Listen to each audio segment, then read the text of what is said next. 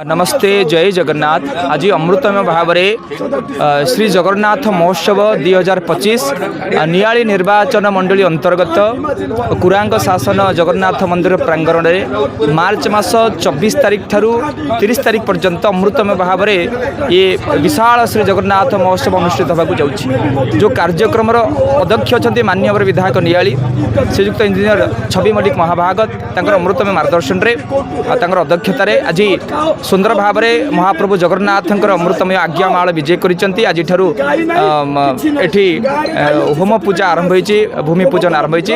आज ये अमृतमय कार्यक्रम शुभारंभ होची, जो माध्यम आम विशेष भाव में कंटापड़ा ब्लॉक, नियाली ब्लॉक आउ बारंग ब्लॉक पाखापाखि 30,000 परिवार 1 लाख लोक केमती जगन्नाथ चेतना जोड़ी हम ये कार्यक्रम मूल आभिमुख्य रही। ये स्थान हूँ अमृतमय प्राची नदीर मूल स्थान बा उत्पत्ति स्थान।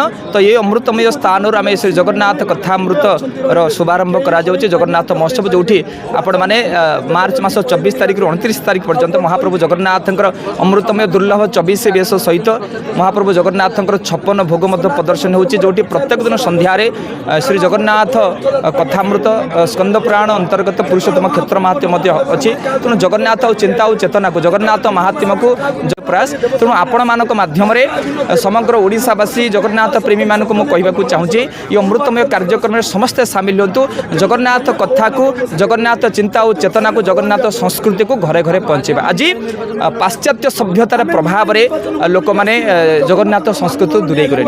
आम समस्ते ओडिया जातिर पिला, ओडिया जातिर मनीष, किंतु जगन्नाथ संस्कृति आम धीरे धीरे दूरे जाऊँ। तेणु ये अमृतमय जगन्नाथ महोत्सव माध्यम प्रत्येक ओडिशार प्रत्येक परिवार जगन्नाथ चिंता और चेतना, जगन्नाथ संस्कृति को पहुँचापी ये हूँ मूल माध्यम। ये कार्यक्रम ओडिशार अनेक ज्ञानी गुणी सज्जन बरेण्य अतिथि श्रीमंदिर प्राय समस्त सेवायत माने, ओडिशा मंत्रिमंडल प्राय समस्त मंत्रिमंडल सदस्य माने, विशेष भाव में मुख्यमंत्री जोगादेवार कार्यक्रम रही। तेणु ये अमृतमय कार्यक्रम में समस्ते सामिल हेले जगन्नाथ संस्कृति, जगन्नाथ चेतना समग्र विश्व में पहुँची पार। समस्त मंगल कामना करी नमस्ते जय जगन्नाथ।